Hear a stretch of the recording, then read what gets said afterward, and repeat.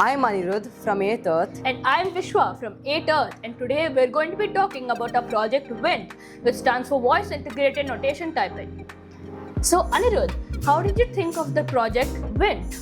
So initially I was bored and I was thinking about how blind people program.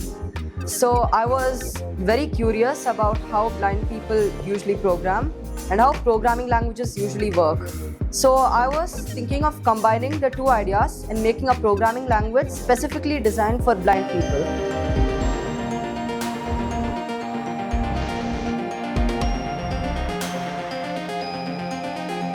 Hey, Anirudh, what are you doing? You look so serious.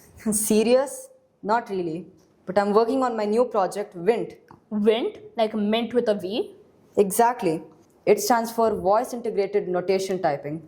It's a new programming language I have developed for visually impaired people and programming beginners.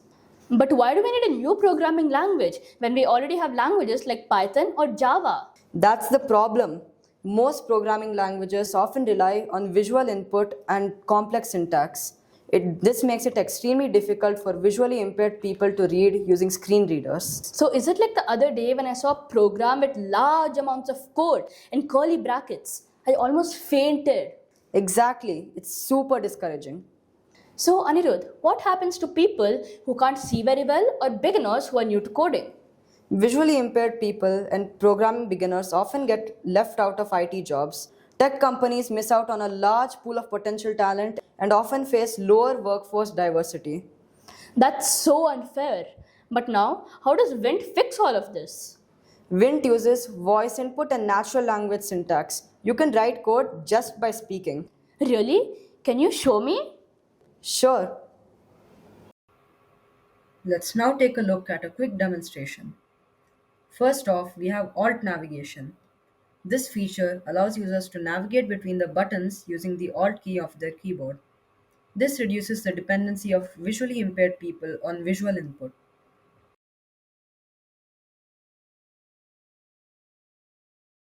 Voice assistant. Code input. Listening toggle.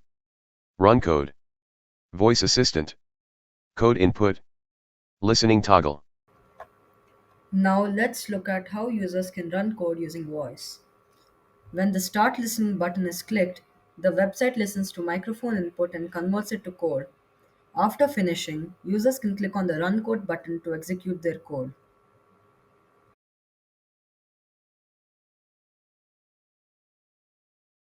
Started listening. Let X be 32. Let X be 32. Next, do print with X. Do print with X. Stop listening. Here Code you can see output. that the code prints the variable X, 32. which is 32. Let's now take a look at the voice assistant. When we prompt the voice assistant to scan code, it gives suggestions to fix or improve the code. The user then has an option to either accept or reject these suggestions. Started listening. Voice assistant activated. Say scan to analyze your code. Scan. Suggestion 1. Invalid variable declaration. The correct syntax is let var name be value. Found let X be 32. Say yes to accept or no to reject. Yes. Suggestion accepted and applied. All suggestions have been reviewed. Let's now see how WINT works behind the scenes.